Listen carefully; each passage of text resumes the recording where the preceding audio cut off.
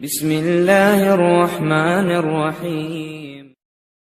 अस्सलाम वालेकुम दोस्तों, मेरा नाम आसिफ खान और आप देख रहे हैं इंडियन मुस्लिम। दोस्तों, जब से मैंने इस्लामिक गोल्डन एज के बारे में पढ़ना स्टार्ट किया है तब से मुझे खुद पर अफसोस हो रहा है कि मैं किस अंधेरे में जी रहा था। दोस्तों, हम सब मुसलमानों को अपने आप पर अफसोस करना चाहिए, क्योंकि हमें ये तक नहीं पता है कि हमारे बाप दादाओं ने, हमारे पूर्वजों ने इस दुनिया के लिए क्या क्या किया है। हमने तो सिर्फ आइंस्टाइन, न्यूटन, गैलीलियो ये सब नाम रट रखे हैं, पर जाबिर बिन हय्यान अल ख्वारिज़मी, अबू अल सीना, इन नामों से हम कभी परिचित नहीं हो पाए। हमें अपने ही इतिहास के बारे में नहीं मालूम है और शायद यही वजह है कि आज हम इल्म के मैदान में पिछड़ गए हैं। दोस्तों, पिछली वीडियो में मैंने आपको 5 महान मुस्लिम वैज्ञानिकों के बारे में बताया था। अगर वो वीडियो आपने नहीं देखी है तो डिस्क्रिप्शन में उस वीडियो का लिंक है, आप जाकर देख सकते हैं। आज की इस वीडियो में मैं आपको 5 और मुस्लिम वैज्ञानिकों से अवगत कराऊंगा जिन्होंने साइंस के इतिहास में एवोल्यूशन बर्पा कर डाला। मोहम्मद इब्ने मूसा अल ख्वारिज़मी। इस महान मुस्लिम वैज्ञानिक के बारे में जितना बोला जाए, जितना लिखा जाए उतना कम है, क्योंकि यही वो वैज्ञानिक है जिसकी वजह से आज हम गणित के मुश्किल से मुश्किल सवाल को हल कर पाते हैं। आपने स्कूल में गणित के इस तरह के सवालों को तो जरूर पढ़ा होगा। इस तरह के सवालों के टॉपिक को अलजेब्रा कहा जाता है और इसकी खोज अल ख्वारिज़मी ने की थी। अल ख्वारिज़मी को फादर ऑफ अलजेब्रा कहा जाता है। गणित विषय पर इन्होंने एक किताब लिखी, किताब अल जबर वल मुकाबला। इस किताब का जब लैटिन, ग्रीक और अंग्रेजी भाषा में अनुवाद किया गया तब इस किताब के अल जबर शब्द को बदलकर अलजेब्रा कर दिया गया और इस तरह आज हम गणित के इस विषय को अलजेब्रा के नाम से जानते हैं, जो कि अल ख्वारिज़मी की देन है। 16वीं शताब्दी तक अरब और यूरोप की अधिकतर यूनिवर्सिटियों में गणित विषय पर यही किताब पढ़ाई जाती थी। दोस्तों, अगर मैं ये कहूँ कि बिना अल ख्वारिज़मी के आज कंप्यूटर की खोज ना होती तो शायद मैं गलत नहीं होऊंगा, क्योंकि कोई भी कंप्यूटर बिना एल्गोरिदम के नहीं चल सकता और इसी एल्गोरिदम सिस्टम की खोज अल ख्वारिज़मी ने 1000 साल पहले ही कर ली थी। लैटिन भाषा में अल ख्वारिज़मी को एल्गोरिदमी कहा गया और इसी से बना एल्गोरिथम। अल ख्वारिज़मी ने एस्ट्रोनॉमिकल टेबल्स पर खूब काम किया। मैथमेटिक्स के साथ साथ ये एस्ट्रोनॉमी और जियोग्राफी में भी काफी माहिर थे। अबू अल कासिम अल ज़हरावी। जैसा कि दोस्तों मैंने पिछली वीडियो में बताया था कि अंग्रेज मुस्लिम वैज्ञानिकों के नाम बिगाड़ दिया करते थे ताकि उनको और उनके आविष्कारों को छुपाया जा सके। ऐसा ही इस मुस्लिम वैज्ञानिक के साथ भी हुआ। अंग्रेजों ने इस मुस्लिम वैज्ञानिक का नाम अबू अल कासिम से बिगाड़कर एल्बुकेसिस कर डाला। स्पेन में पैदा हुए इस मुस्लिम साइंटिस्ट ने चिकित्सा के क्षेत्र में एक इनकलाब बर्पा कर डाला था। ये वो वैज्ञानिक थे जिन्होंने दुनिया में सबसे पहले सर्जरी करने का तरीका इजाद किया। इनको फादर ऑफ मॉडर्न सर्जरी कहा जाता है। अगर ये मुस्लिम वैज्ञानिक ना होते तो आज बड़े बड़े डॉक्टर किसी मरीज की सर्जरी या ऑपरेशन करने में असमर्थ होते।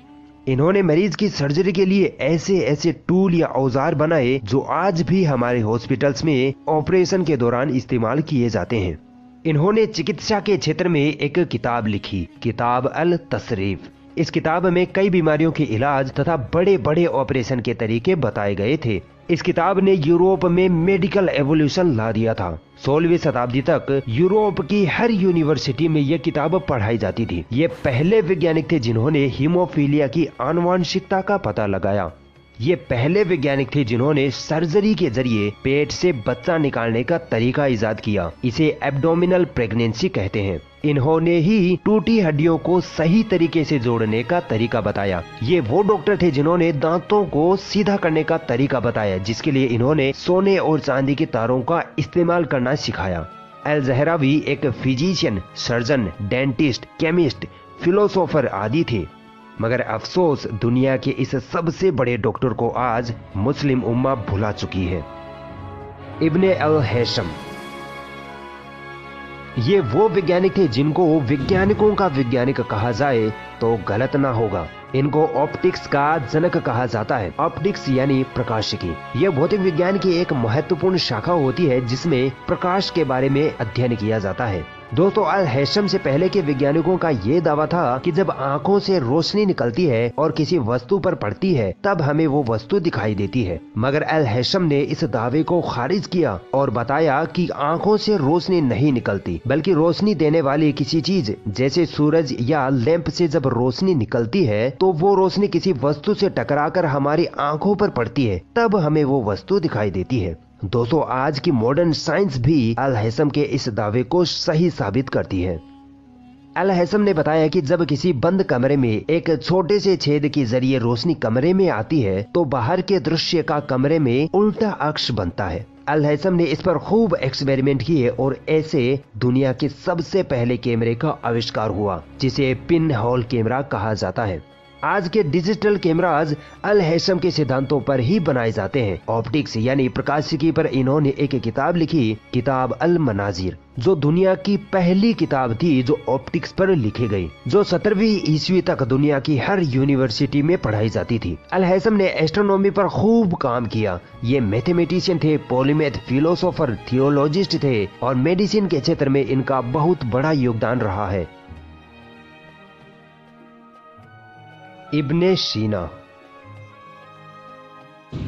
ये एक ऐसे वैज्ञानिक थे जिनको हर फील्ड का नॉलेज था, यानी ये पॉलीमैथ थे। इनको philosophy, astronomy, chemistry, physics, geography, geology, psychology, theology, logic और मैथमेटिक्स का इस तरह इल्म था कि इस इल्म में इनका कोई सानी न था। मगर इन सब से ज्यादा हटकर इनको चिकित्सा के क्षेत्र में महारत हासिल थी, और इतनी महारत हासिल थी कि चिकित्सा के क्षेत्र में इन्होंने 40 से ज्यादा किताबें लिख डाली, जिनमें से अधिकतर किताबें बीमारियों के इलाज व दवाइयों पर थी। चिकित्सा के क्षेत्र में लिखी किताबों में से 2 किताबें, द बुक ऑफ हीलिंग और द कानून ऑफ मेडिसिन, ये 2 किताबें इतनी ज्यादा मशहूर हुई कि यूरोपीय वैज्ञानिकों ने इनको एनसाइक्लोपीडिया ऑफ मेडिकल का दर्जा दे डाला, और 16वीं-17वीं शताब्दी तक ये यूरोप की हर यूनिवर्सिटी में पढ़ाई जाती थी। इब्ने सीना को फादर ऑफ मॉडर्न मेडिसिन का दर्जा हासिल है।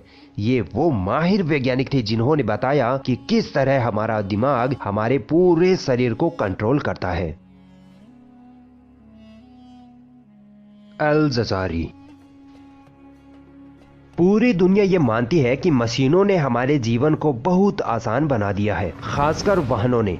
वाहनों और बहुत सारी मशीनों के इंजन में 2 चीजें सबसे खास होती हैं, कैमशाफ्ट और क्रैंकशाफ्ट। इन दोनों के बिना कोई इंजन चल ही नहीं सकता है। अब हैरान कर देने वाली बात यह है कि इन दोनों उपकरणों का आविष्कार एक मुस्लिम वैज्ञानिक अल जजारी ने किया था। अल जजारी की वजह से ही आज हम गाड़ी, मोटर, हवाई जहाज आदि को देख पा रहे हैं और उनसे सफर कर पा रहे हैं। अल जजारी को फादर ऑफ रोबोटिक्स या ऑटोमेटा कहा जाता है, क्योंकि ये वो पहले वैज्ञानिक थे जिन्होंने ऑटोमेटिक मशीनों का आविष्कार किया था, जैसे घड़ियों का आविष्कार, जिनमें elephant clock, candle clock, water clock शामिल है। आज हम छत पर पानी पहुंचाने के लिए जिस वाटर पंप मशीन का इस्तेमाल करते हैं वो इन्हीं के आविष्कार का नतीजा है। इन्होंने एक फीमेल रोबोट भी बनाया था जो लोगों को पानी और चाय सर्व किया करता था। इन्होंने एक ऑटोमेटिक हैंड वॉशिंग मशीन भी बनाई जो आज मॉडर्न फ्लश टॉयलेट में यूज की जाती है। दोस्तों आप सोच भी नहीं सकते कि ये कितने बड़े वैज्ञानिक थे। इनको इस्लामिक गोल्डन एज का पहला इंजीनियर कहा जाता है। ये polymath, scholar, inventor, mechanical engineer, artist और मैथमेटिशियन थे। इन्होंने एक किताब लिखी जिसका नाम है the book of knowledge of Angénieux mechanical devices. इस किताब में अल जजारी ने 100 से ज्यादा मशीनों के आविष्कार के बारे में लिखा है। दोस्तों मैं आप सभी से रिक्वेस्ट करूंगा, खासकर मुसलमानों से, कि आप अभी इस वीडियो को देखने के बाद गूगल पर जाइए और लिखिए इस्लामिक गोल्डन एज, और इसे आप जितना पढ़ सकते हैं, इसके बारे में जितना जान सकते हैं उतना जानिए। कम से कम यार अपने इतिहास के बारे में तो पढ़िए। इंशाअल्लाह इससे आपको बहुत फायदा होगा और आपके इल्म में बहुत ज्यादा इजाफा होगा।